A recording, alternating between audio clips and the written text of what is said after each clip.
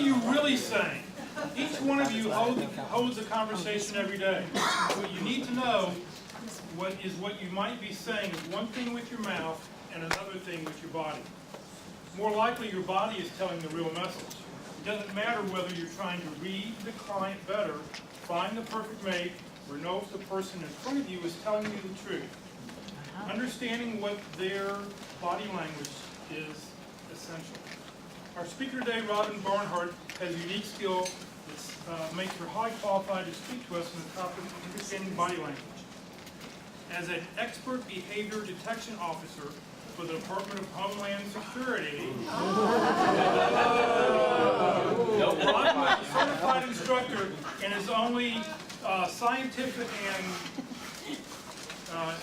was a certified instructor in the only scientifically validated program in the world for behavior observation. And she is only one of 12 certified to teach this microfacial course. So I'm very pleased to welcome Lisa. Robin.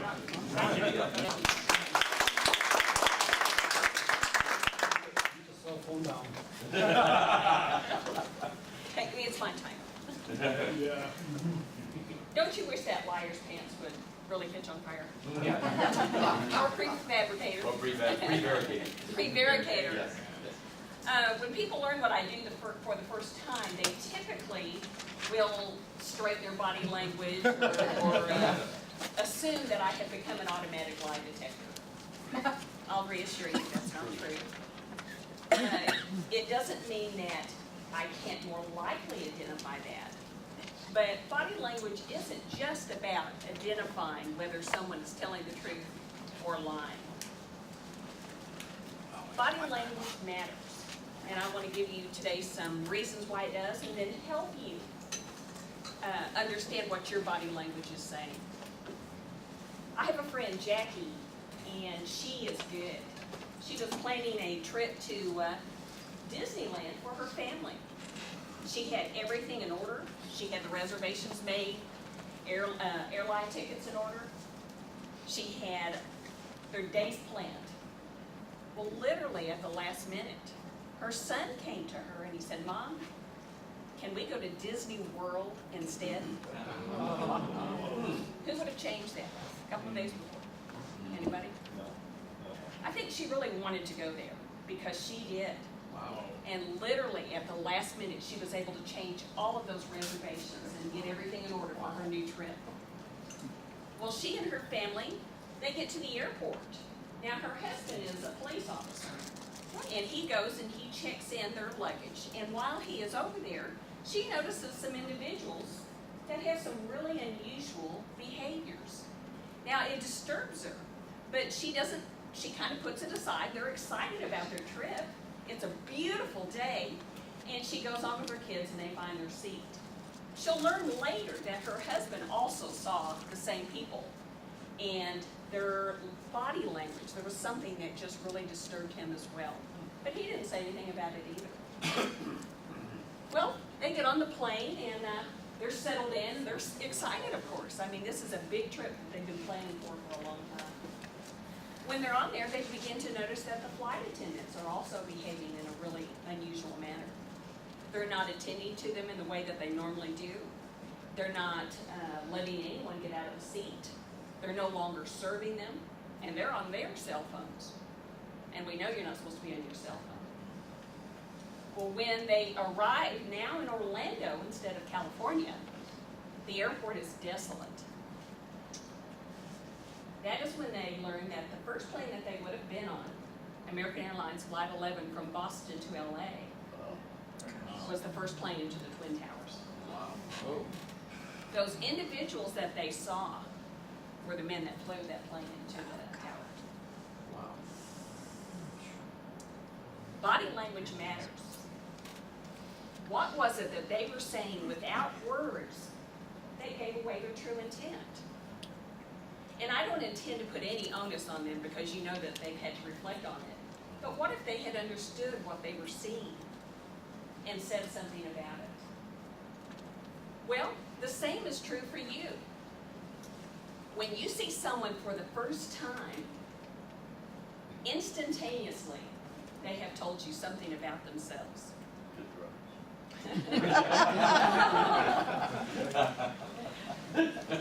Well, that's a two-way street. When someone meets you for the first time, instantaneously, you tell them something about yourself as well. And that's what we're going to kind of focus on today. We want you to know, or I want you to know, that what you say with your body matters. And how you make someone feel in that first few seconds matters. Now, what I want you to do for me, I have a very short period of time. You know, the course that we train actually takes a couple of weeks, and that's just the course. That's not even the actual training when they get out for the behavior detection officers. In just an hour or however long it is that I speak, I cannot give you all the details and the tricks. So you can get a little bit of knowledge. You know, it's kind of like a doctor that just learns how to pick up the snipping tool, I guess. You don't want to use this incorrectly. So what I would like for you to do is agree with me by applause that when you leave here, you're not going to go home and see your sweetie or see your kids and say, oh yeah. You're lying. So will you agree with me?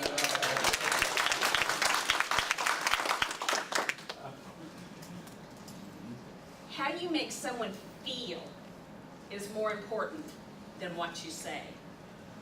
Did you know that? When you're going in for that interview, your verbal message is going to be important, and obviously they're looking for skill sets. But how you make them feel is probably going to be what determines whether you get that job or not. Did you know that within the first few seconds, and I don't guess that we can time that, whatever response they've seen from you, from the first time they laid eyes on you to that handshake, how you made them feel, it is very unlikely that anything you do after that will actually guarantee that you get that job or change that first impression. I put a lot of pressure on you. Well, the good thing is that you can control that. There's a lot of things that you can do that will impact how you make someone feel. Meeting them for the first time, you want to make them feel good. Doesn't that make sense? Well, what I'm going to do is I'm going to help you prepare yourself. Now, I've got to admit, listening to your introductions, I'm just really impressed. Some of you do a really great job. Humor is fantastic. People love to laugh. We like that feeling that it gives us, so that's a really good advantage you have if you can have something that brings that attention to you. But it begins even before you get there. We so often, when we're going in for an interview, how are you sitting when you arrive?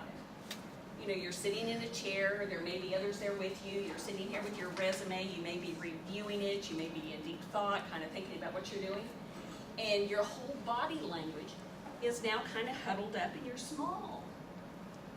That impacts everything about you. So before you go, and it could be in the bathroom while you're there, it could be in your car, you be singing while you're going, but change how you speak, how you stand, and you will physically alter, even they have shown that it affects the mental chemistry of your brain in how you hold yourself and how you speak. So I mean, you can do something as simple as reciting the Pledge of Allegiance, but do it as if you're on, several of you said that you would like to be in the theater field or acting or something like that.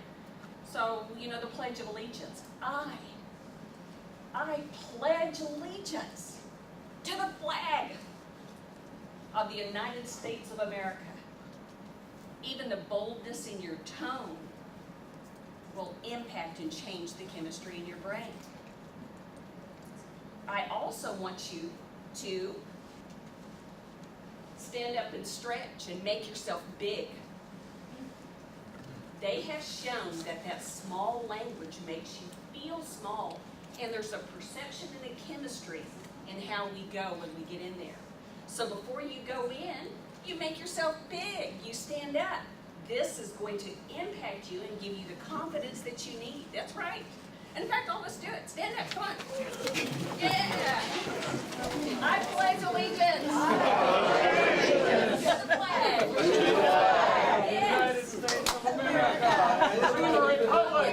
Well,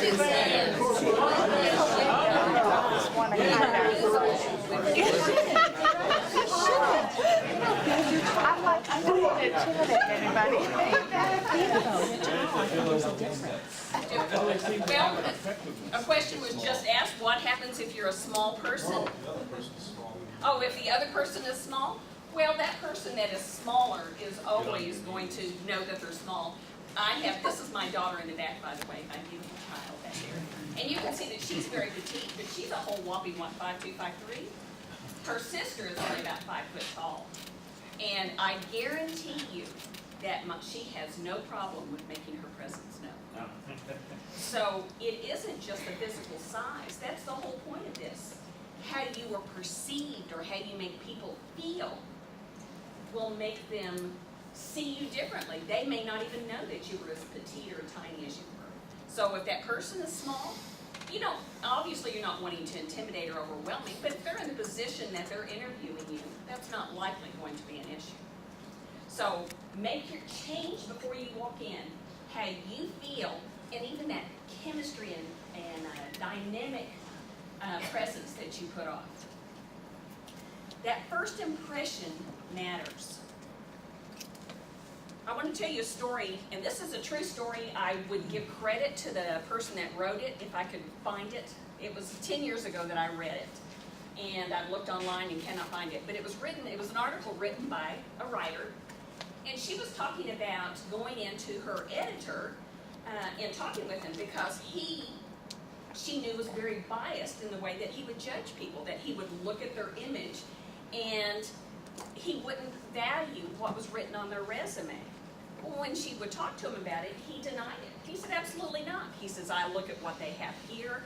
I don't care male, female, size. I don't care what they look like. I look at their qualifications. Well, he had a job that he was posting. And she had a friend that had a beard. And he was going to shave it off.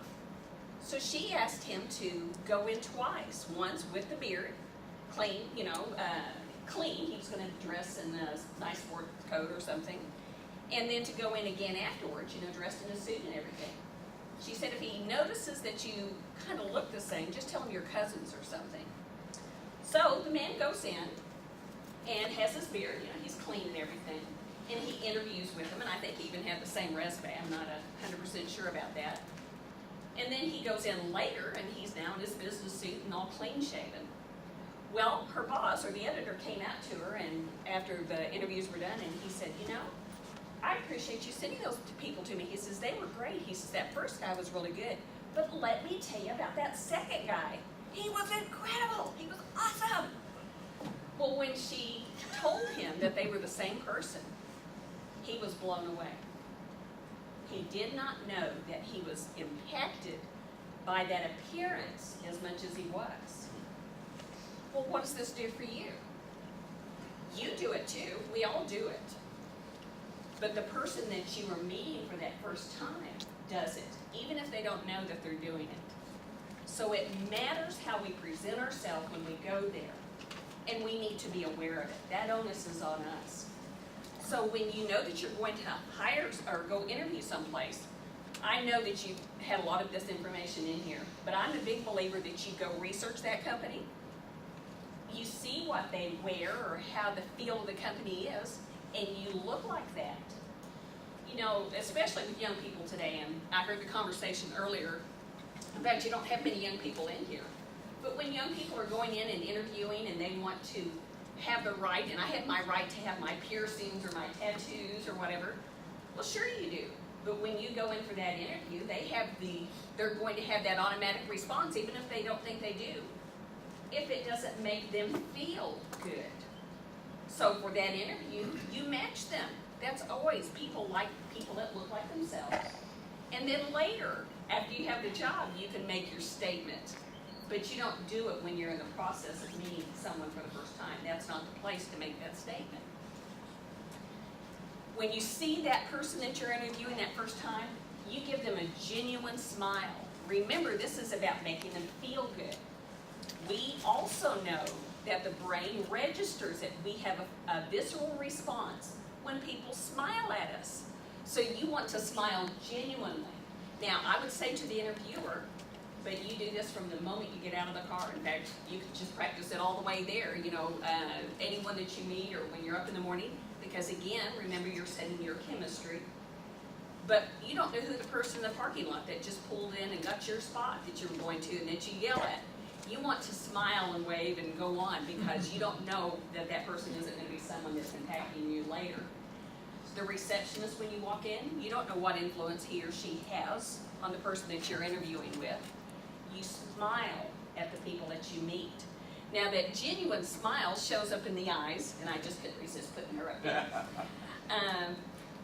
What I like to do, it is hard because we know that we can, especially when we're tense, sometimes it's hard to make it a genuine I'm happy because I'm nervous.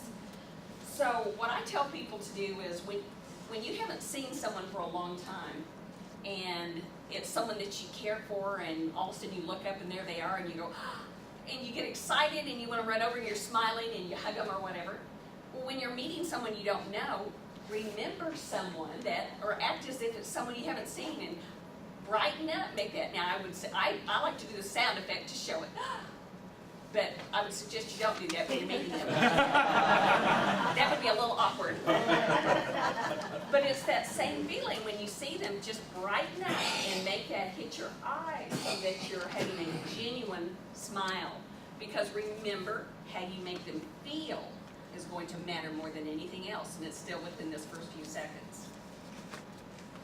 Once you get in there, when you're introducing yourself or meeting them, you also want to maintain good eye contact, and this is true throughout. Now, a lot of people are actually uncomfortable. They don't know quite how long you do that eye contact. You can maintain it 3 to 5 seconds. I'm sitting here and I'm looking at you and I'm talking, and I may look down at your shoulder. I say look away, glance away and look back, but I'm not talking about glancing, far off. You just look at their ear, or at their eyebrow, or at their forehead, and then come back.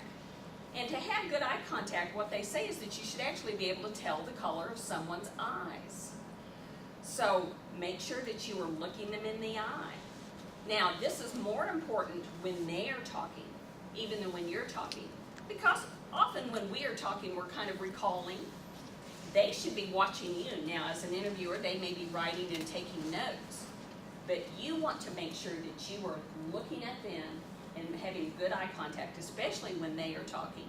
And it is still important when you're talking that you may recall a fact, but then you want to look at them and make sure that you've made that eye contact. Now, I'm going to have you do something. I'm actually going to be having everybody stand, and I want you to listen to all of the instructions first. So I actually think, I'm going to have you count off 1, 2, 1, 2. 1, 2, 1. 1, 2, 1, 1, 2, 1, 2, 1, 2, 1, 2, 1, 2, 1, 2, 1, 2, 1, 2, 1, 1, 2, 1, 2, 1, 2, 1, 2, 1, 2, 1, 2, 1, 2, 1, 2, 2, 1, 2, 1, 1. 2, 1. 1. So we actually do have an odd person, so if you'll come up here with me.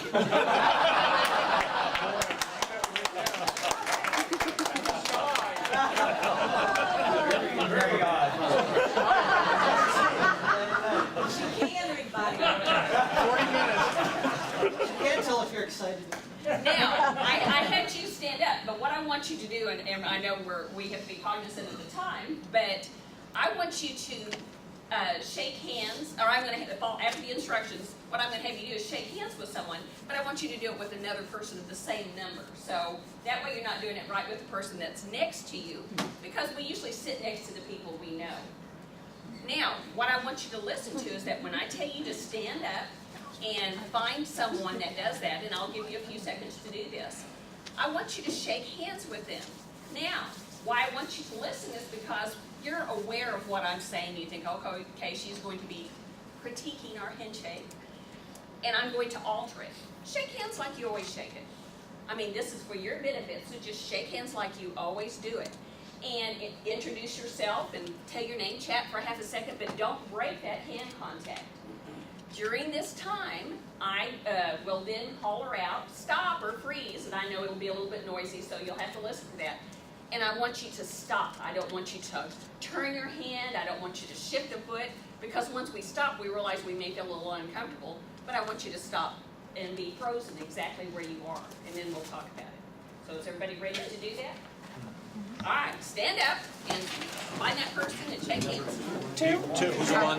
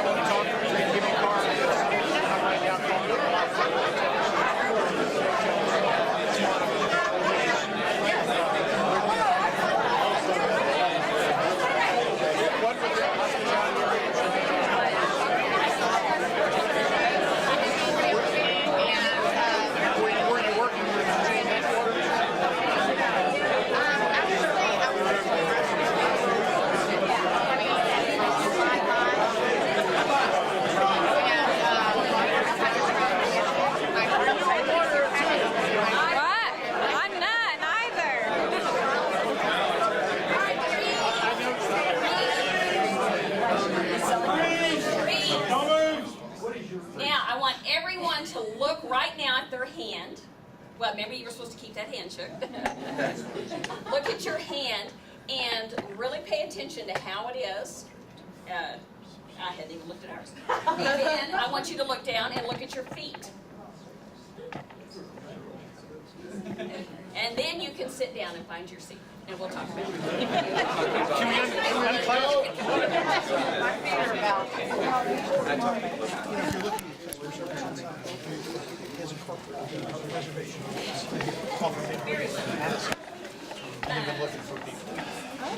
Sometimes This is Margie, and I want you to know that Margie has a really good handshake.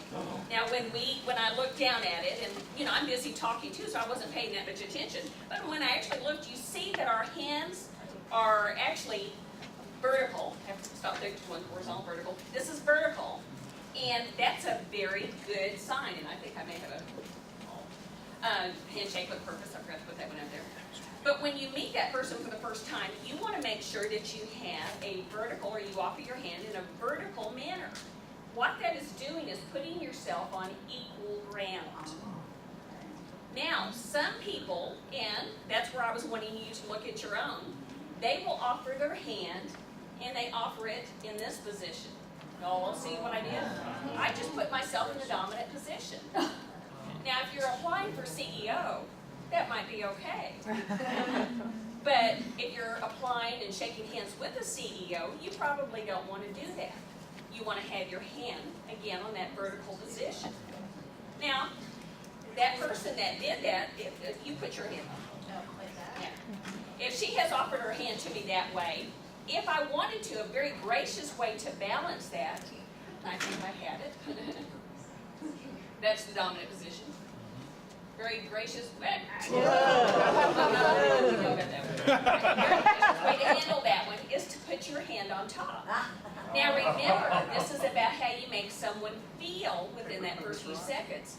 Touch makes them feel good. So even if it's, you have to be careful with that, especially if it's a man with a woman. But a very brief pat or something like that, or just a touch on the arm, that is a balancing. Now, if it was the CEO shaking your hand and they did that, I'd probably leave it. But if you just can't stand it and you want to balance it, then you can go ahead and do that. Now, there's a caveat to this, and I forget who it was. Someone who shook my hand this morning, and I said he had a good handshake. He offered his hand just slightly turned up. Now, that's actually putting yourself in the submissive position. But that is a very gracious, open way. It's not enough that you're really kind of taking it, but that is just there, and then you can kind of equalize it once you turn it. So that felt good. It was just very open, it's receptive. So if you're going to be in doubt, slightly open it. It doesn't have to be wide open, just slightly open. That's, I think of the beggar on the street or somebody. They're opening their hands and they're asking for something. But they're also being willing to receive and receptive. So again, that made me feel good when you did that. I mean, I could just even feel it in myself. That's a good handshake. So if you don't know which one to do, slightly have it open or keep it vertical.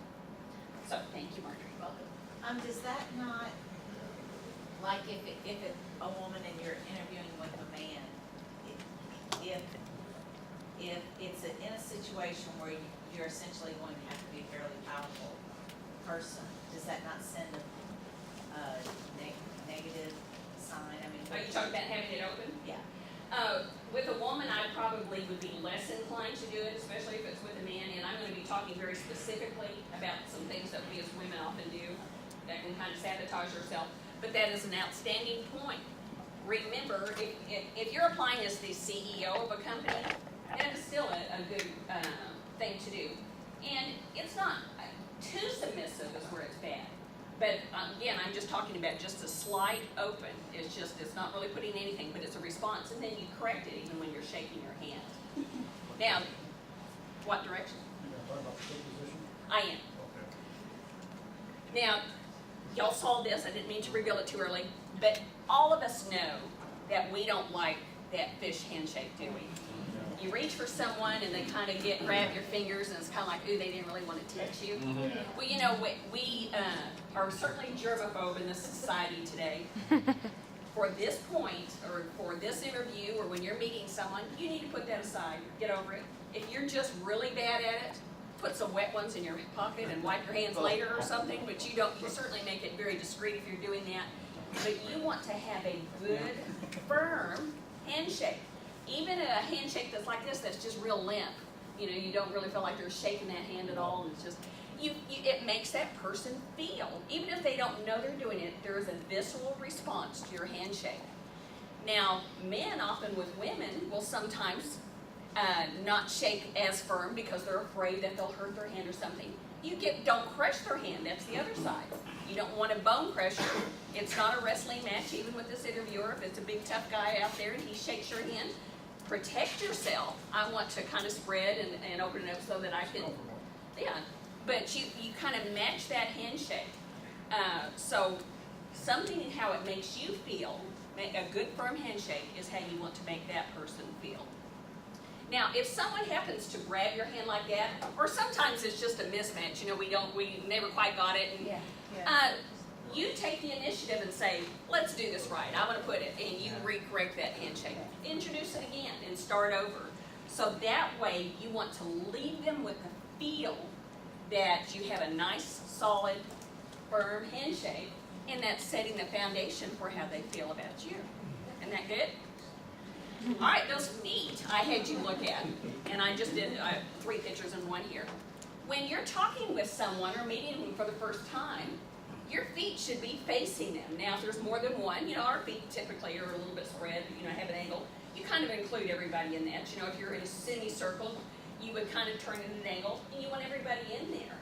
Feet are an amazing thing in what they tell. Now, this isn't as much at the beginning, but I didn't know how else to have you look at them.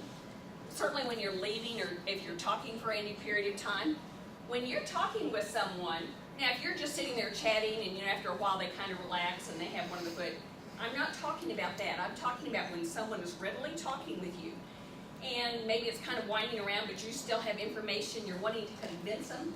If you see their foot begin to turn, they're mentally getting ready to leave. They're ready to go. Now if you see both of their feet turn, and you'll be astounded if you start paying attention to feet at how often you see people stand this way. They've mentally checked out. Their body is just staying around out of courtesy because they haven't figured out how to exit just yet. So when you see people, you're the one that should take the initiative to go ahead. And maybe they're wanting at this point, and that's what I said, this wasn't the best place to talk about feet, it's more toward the end. But that may mean that they're ready to head back toward their office. Typically, their feet are going to point in the direction they want to go. Now, an example of this, and I love this, did you have a question? Well, I need to say, as the odd person here, some of us, in my case, I have very flat feet. My feet don't point at you.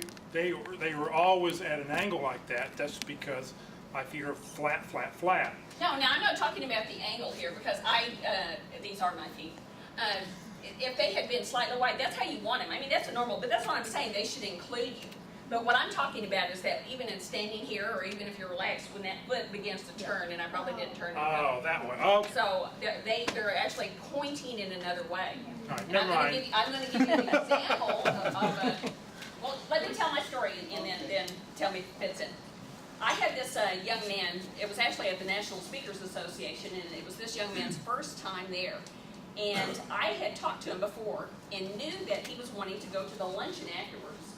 So after the meeting, I was standing there, he was quite tall, and I was just chatting with him. And I mean, his feet are fully engaged with me, just as mine were with him. Well, out of the corner of my eye, and of course I was much closer to his feet than he was, I could see that his foot turned toward the direction that he wanted to go to have lunch with the speaker that was there that day. Well, I couldn't stand it. I just kept talking. Pretty soon, both of his feet are turned that way. He is clearly ready to go. Well, I didn't torture him any longer. I didn't let him go. But even in my own mind, it just showed me, it just kind of reaffirmed. You start paying attention to feet. If you're in a meeting, stop and look, and it may not be feet, it may be the torso, the chest, how people are turned. There may be a CEO up here, but all the feet are turned over here. That tells you who people give the real authority to, or who they're really listening to. Feet tell a lot about what people think about someone. You had a question over here? I was gonna say, while you're looking at their feet, you're losing sight of what their eyes are saying. So I wouldn't look down. I would maintain contact with the person's eyes. Well, you do, but when I said a while ago that you can glance away, you can certainly glance down and look, or when you're settling and looking. And remember, I said that when I was talking with this man, I could see out of the corner of my eye. You know, if you have good peripheral, you can use your peripheral and see that things are moving. So it can certainly be But looked at. wouldn't that be an indication to them that you're tired of listening to them too? No. I mean, as I said, in a normal conversation, he didn't know, I mean, I was obviously chatting and having a good time. In a normal conversation, if I'm looking down and, and I just glance, we do that. I'm still maintaining eye contact. We have to look someplace. So, and this is something that you're not doing it the whole time. It's just a brief glance and a check to kind of see what the status of things are. What do you do if you're sitting down? Sitting down, Behind the desk, like one person behind the desk? well, and I almost did that today. In fact, I'm going to do it, and I know you won't be able to see me well. I almost kind of did that about what do you do at that interview? And I know, in fact, we'll just kind of include it in this. When you're sitting there for that interview, you want people, and I don't remember who said it to me already today. They said, yeah, you don't cross your legs and do all that. You don't. One of the best things you can do is just keep your feet squarely solid on the ground. Again, it gives you that firm foundation. This also impacts how you feel, as well as that persona that you're giving off to the other person. Now, we do things that we really don't know that we are, that are stress relievers. Well, it's a stressful situation, but we don't want to give the impression that we are stressed. We want to give the impression that we're confident. So those feet being solid on the ground. Now, one of the things that we do that people don't think about, I saw a number of you doing it while you were talking, although I was surprised at how well most of you did with that, is that we touch. We start rubbing. That's a self-caressing movement. So if there's a desk here, if you need to relieve a little stress, maybe rub that real quick and but you want your hands basically where they can see them. You want to use your hands in conversation. You want to keep them open. You want to keep the fingers loose most of the time. Because as soon as you start, I have just changed the direction. I haven't really changed my tone or anything. My fingers are closer together. But how does that make you feel when I start doing this? You're pointing. Like I'm pointing or accusing or something. So again, it's that subconscious thing that we feel. We respond just like my friends did with the people at the airport. There's something there that they didn't like, and they responded to that. People do it whether they understand what they're seeing. So have your feet solid on the ground. You want to be sitting up and straight. You can lean slightly forward. And there's something, and this is one of those things you're probably not going to be thinking about it when you're in there. When you're talking with someone, you want to keep your head certainly level, but if you have something or you're telling them about how great you are, just a slight tilt of your head forward is as if you're enclosing them, or you have a little secret is kind of how it is. Again, it's that subconscious thing. If you begin to pull back, it's kind of like, it could be arrogance or removal or distancing. Typically, you want to keep it kind of neutral. Say that pulling them in for an important point, and you want to, I am the best person you're going to have for this job. And you have just tilted that head slightly forward. It makes them feel like you have said something more important. And there's a lot, we could spend a lot of time on this, but there's other things. You want to have good posture when you go, so keep those shoulders back, keep your arms relaxed. And this I actually put in here more for women. I was talking about that earlier. Women tend to make themselves smaller just by nature. We tend to stand a little closer with our feet together. I strongly encourage you to widen your stance, which is why I have that up there. Not wide, I mean, it's not like you're wanting to be up there, you know, you just widen it a little. This gives you a base of confidence. It makes you look more confident. You know, at least stand as far apart as your shoulders are. Have your arms relaxed at your side. I saw many of you as you were up here. And again, you want to use gestures. They should probably be within the waist, you know, in here somewhere. You don't want them to be too flailing and wild. But you want to have yourself relaxed. Hands in the pocket are not good. I don't care how comfortable it makes you defend it. I hear people do it all day long. It's that silent perception that people get. And people say, oh, well, he just looks comfortable. Well, after you're up here for a while, if you're comfortable and relaxed, the reason why you're comfortable and relaxed is because that's a self-soothing thing. You pin your hand, and it's making you feel better. That's why you like it. But you're more concerned at this point about how you're making them feel. And subconsciously, and people are going to be different, but quite often, when you hide your hands in your pockets, you make them either think you're insecure or that you have something to hide. So you want to keep those hands out of your pocket. Now, if you have to put them in just your fingers and hook your thumbs out, or hook your thumbs, and this is in any conversation, not necessarily in an interview, I don't think I do that. But that gives you the feeling that it makes you look more confident. Look at how many actors and actresses, you know, have their jeans on and their thumbs hooked out. That just changes the persona. So be very thoughtful, even walking down the hall. I saw several of you, and fortunately I couldn't even pick out who it was that I saw it. But I saw at least 3 people when they were doing introductions stick one hand in their pocket. Try to not, I guess you don't even know that you did it. Try not to put your hands in your pockets. Gestures. I talked a little bit about that. You want to use good gestures. I talked about keeping your hands open, keeping your fingers relaxed. It's also with your facial expressions. And that's why I'm talking here. And this is more for the women. I talked about how important that smile is, didn't I? That makes that person, that first response, feel good. But women, and I know I do, I'm the king of this, tend to smile too much. Once you're in that meeting, I mean, the person that you're interviewing with may not smile at all. Doesn't mean you want to now stop smiling, but you keep a pleasant, relaxed, and you smile a little. Remember, they're still going to respond, but when you smile all the time, that tends to make you be in a submissive position, which if you're applying for a job, you're wanting to be equal and be confident and perceived well. Also, women more than men, and there's men that are going to do it some, and there's women that are not going to do it. So, you know, it's not true in all the cases, but just be aware that nodding, you want to nod in agreement to something, but you don't want to nod all the time. Women tend to nod as they're listening, and that, again, puts you in that submissive position. You're the one, yes, that's right, oh yeah, I hear what you're saying. They're giving you the information, you're taking it in, you're agreeing. You are now in that submissive position. So, just do it the normal. If they're saying something that's true, do a little quick nod. Because that shows that you're being listened to. You want them to know that you're hearing them. So don't not nod. Just don't do it the entire time. Also, and this is, I don't think I put it up here, this is just an aside. Women, again, mostly do this, but sometimes men do. When you're really listening to someone, often, especially if it's someone and you care about and in a relationship, tilt your head as you just did. We have a tendency to tilt.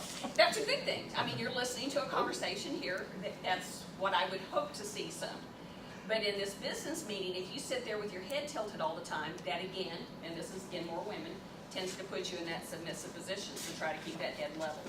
More here, now not in a friendly conversation and something like this. And this is again at the end, but the final feeling and impression that you give that person matters. When you're walking away, you want to do kind of that same thing that you did when you walked in. You want to smile, you want to have another good firm handshake, make them feel good about you as you are leaving, just like you did when they are coming, because that's now the thing that's going to stay with them. All right, listening. This is going very quick. Listening. You cannot truly listen to anyone and do anything else at the same time. And that's by Scott Peck. Now, when I first got here, we were talking a little bit about young people, and I think all generations are doing it some now, but they're at their iPods or their iPads or their computers or their video games. I mean, we're training kids from the time they're little bitty, and they're constantly looking at this. We have lost that art of listening and communication. And I really think that some of our young people are actually losing a skill set that is going to be essential at other parts in their life. Listening looks easy, but it's not simple. Every head is a world.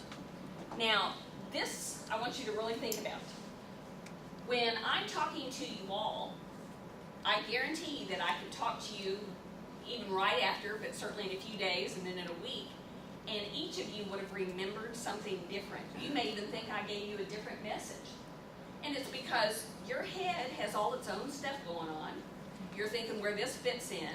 When I said one comment, that may have penetrated with you, and you're sitting here thinking, do I do that? Do I not do it? And you missed what I said just after it. So we have to be aware. We can't control the person that we're listening, we're speaking to, but we control how we listen.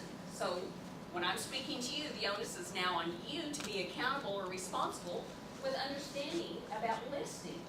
And sometimes we misperceive something that people are saying because we take it out of context or the way I heard it. But their head was is their own world, and they may have meant something entirely different, how we perceive it. So we have to be careful about that. I'm actually, just because time is going so quickly, this was a really cute story about a dad listening to his daughter, and basically at the end she gets up and says, Daddy, I want you to listen to me with your eyes, because he was doing all his work and stuff. So, cute picture too. All right, when people talk, listen completely. Most people never listen. Now, I'm going to talk about seeing, and I want you to understand that listening is very important, and the seeing is how you listen. It's part of how we do that.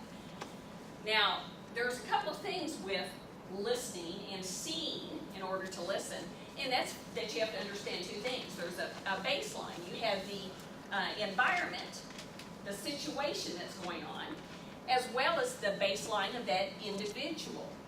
Now, if it's a sunny day out in the middle of whatever big city this is, and you saw two people walking down the street in these costumes, would that kind of be unusual or a deviation or a change, not the norm in that baseline? Not my neighborhood. Or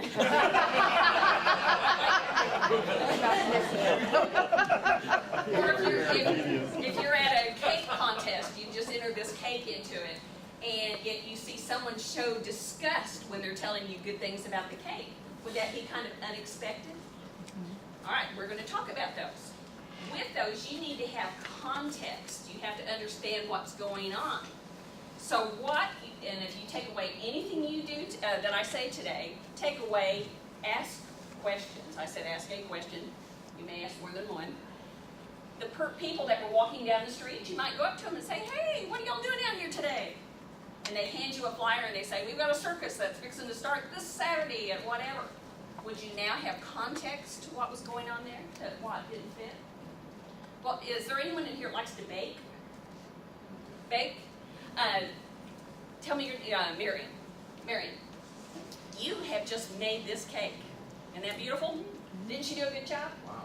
Yeah. And she has entered it into the cake contest, and I'm the judge. And I am talking to you, Marion, and looking at your cake, and not only are you a great cake maker, you were also great at seeing expressions or understanding what someone says with their face. So I'm talking to you and I'm telling you that it's beautiful, the texture is smooth, and you see me flashing micro of disgust. Did that fit? No. Did I lie? Yes. Who says I lied? Yeah, I think I had it. Did I lie? What did I have you agree by applause? Remember that you wouldn't assume that as soon as you see something you go and say, yeah, they're lying? No, this is where you want to ask another question. So what Marion might ask me is, Robin, tell me what you like about my cake and tell me what you don't like about my cake. Will I tell you that your texture is incredible, the frosting, it is just so smooth and creamy. I love the roses on it. It just is a really pretty piece of artwork as well. I just am not particularly fond of chocolate cake. Now, is that my head is a world? It has context. It's my own individual baseline. But as a judge, didn't I have to set my biases aside in order to fairly judge? So I didn't lie, but there's a lot of things going on there. I'm fairly giving you information about what I think is valuable about your cake, aren't I? So remember to ask questions when we see something that doesn't match up or fit. And understand my baseline is that I'm not a big chocolate fan. Sometimes we think we have to know people completely, which helps. Who has children in here? Most of it. Who's been a child? Who still is a child?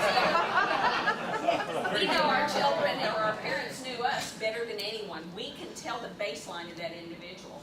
But you can see the baseline of someone, again, almost instantaneously. There's things that you can tell about them. So we can't disqualify it because we don't know someone. For the men, how do we handle the question, honey, does this outfit make me You're lying. Don't let them see you while you're lying. Actually, when I do my training, I give a whole thing on that, but you carefully. All right, to get the real meaning, ask a question. All right, who in here has biases? Are there any hands that aren't up? Yeah. All of us have biases, don't we? What we need to do, just like that when I was judging that contest, is you have to set those aside. And remember, we're talking about listening here. I want you to understand how important this is. We all have biases. As soon as you decide that you like the Patriots over the Cowboys, as poor judgment as that is, you have bias, don't you? Seriously. But we have to set those aside. When you're listening to someone, you may strongly disagree with what they're saying. And I tell you, there's some things that I'm very adamant about. I feel very strongly about. After enough years of research and looking at the sides, I think that this is the stand I want to take on it. But if I want to fairly discuss it with someone, don't I have to set, I have to set my predeterminant to fairly hear what they're saying, to hear their side.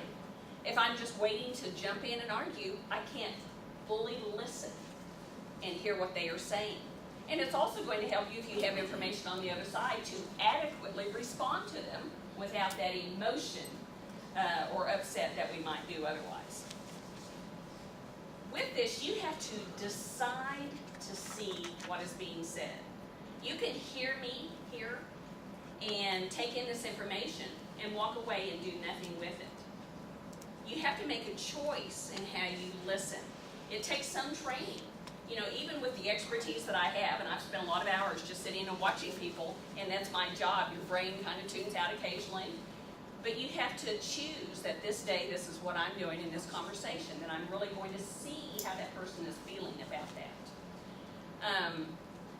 I had a conversation with someone recently, someone that I was close to, and because I knew them and loved them, I was not assuming that they were telling me anything that was false, which I learned out later they were.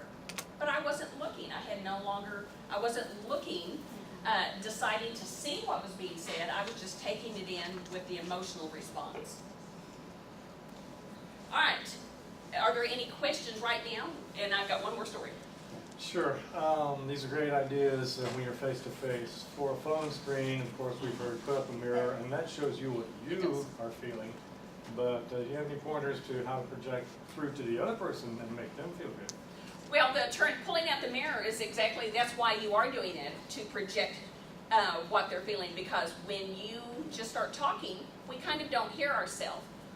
I don't say just pull out the mirror, stand up.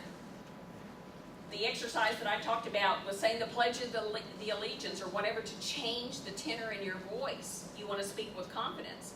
So even on a phone interview, there's going to be a perception about how they feel about you.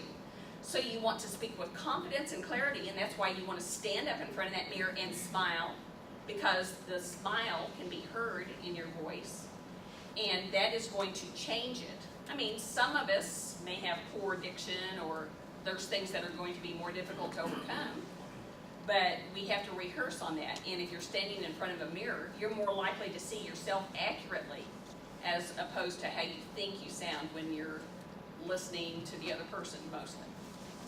So if I'm speaking on the phone with a recruiter, I should probably do the same thing, stand and smile. Because That's right. Well, I mean, obviously if you have work and there's always already a working relationship, you may not, but if there's something that you're wanting to communicate with them that you really want them to understand, your tone does matter. Well, because they would be talking to me whether or not they're going to present me to the hiring company. Oh, absolutely, absolutely, yes, yes. The sound of our verbal voice matters as much. I don't know, having both the visual and the voice obviously has a little more to it. But a lot of people are doing the voice interviews now because they're trying to remove that visual bias, I think is what they're trying to remove. But it actually, in my opinion, is a handicap because you can't present the things you're wanting to. Facial recognition, which is becoming more dominant in our society, what are they specifically looking at as far as your face? I mean, there's probably hundreds of different characteristics, but there's, let's say, 30 dozen that are specific. Well, the question is, in facial recognition in our society today, what are people looking for? I'm summing it up really quickly today. And what are the 30 dozen? Actually, there's only 7 universal expressions. So if it's very unlikely, even with people that are doing it, that they have been trained in that to fully understand it. And a micro expression can last a 1/5 of a second. So they will not know that you have even done it.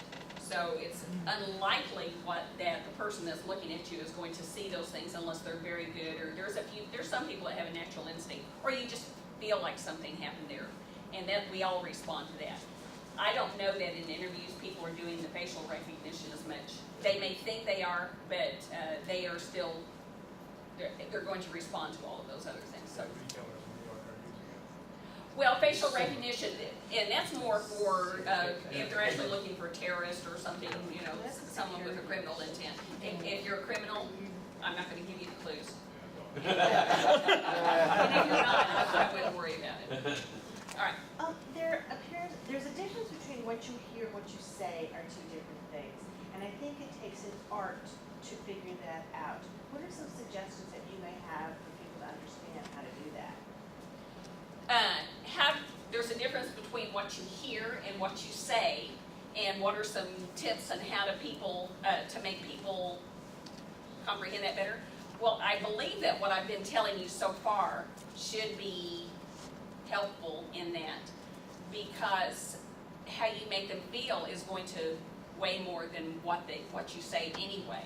So you want to make them feel good, but you want to make sure that your content is also accurate. Now, in talking about making that match up, and I really hadn't intended this, but this is important in this, and so I'm glad you asked.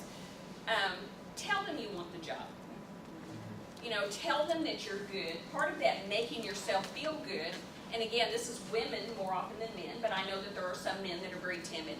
Don't go in and kind of apologize and act like you're not qualified. You tell them why you're the best for that job. When you leave, you remind them why you're so good for this job, and you say, I want this job. I mean, it doesn't have to be in those words. But I'm amazed at how many people go in an interview and never say, I want this job. I also am a big believer in following up with an email and commenting about a couple things. Thank you for letting me come in. I enjoyed the chat about your daughter, or something personal that was in there. And then remind them of your strengths and say, I am looking forward to the opportunity of working for your company, I want this job, or whatever it is. So, I hope that answered that. I know it was a little bit indirect, but how you make them feel is going to play a lot, but also the words and content need to be accurate, and tell them what you want them to know. All right, one more and then a quick story. I'm circling back to the beginning of your story with the vacation family.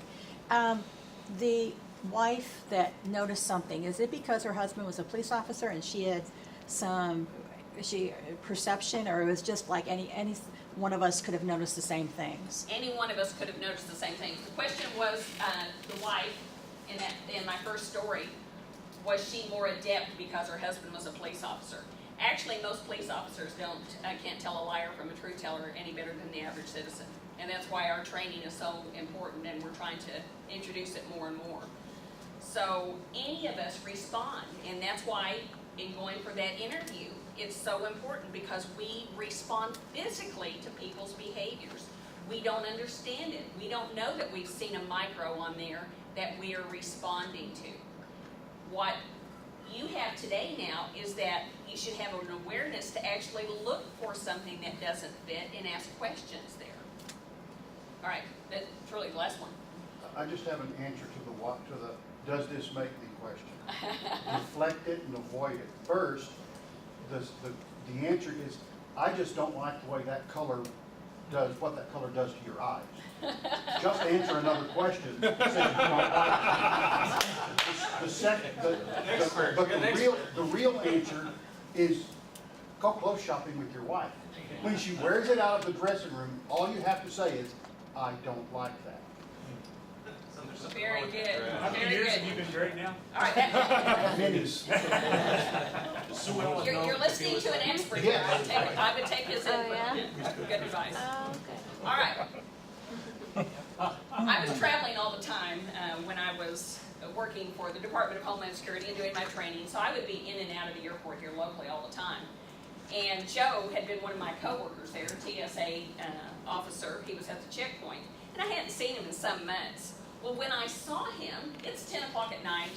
I'm tired. I just want to get out and see my sweetie. And I see him over there, and he's this tall, lanky guy, and has this big smile on his face. And I said, Joe, how are you doing? Well, he smiled even bigger when he saw me, and he said, Robin, I'm doing great. And I went over there, but as he's saying this, I noticed a micro, remember that can be a fifth of a second, of sadness or distress that crossed his brow.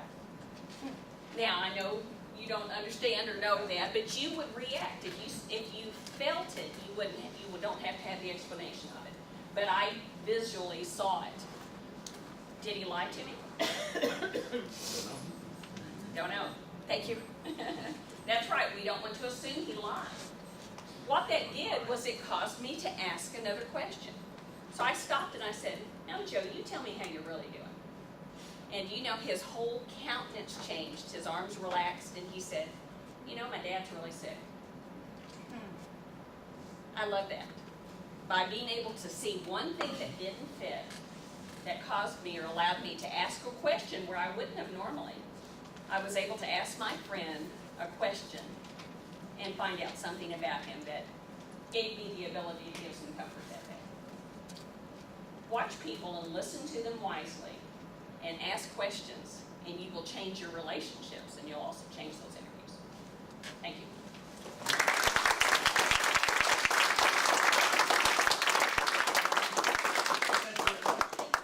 Robin, did she say again where she works and what this training is that she's talking about? Well, I am now officially retired from them at the Department of Homeland Security with TSA. I was part of TSA. And I was an instructor. I taught the body language that many of you don't know, but TSA has behavior protection officers. It's not a secret, just most people don't know it. But they are actually screening the passengers by observation, by looking for it. And if you have more questions about that, feel free to ask me. Okay. All right. Today for lunch. Here we go. Today for lunch. Jason's done it.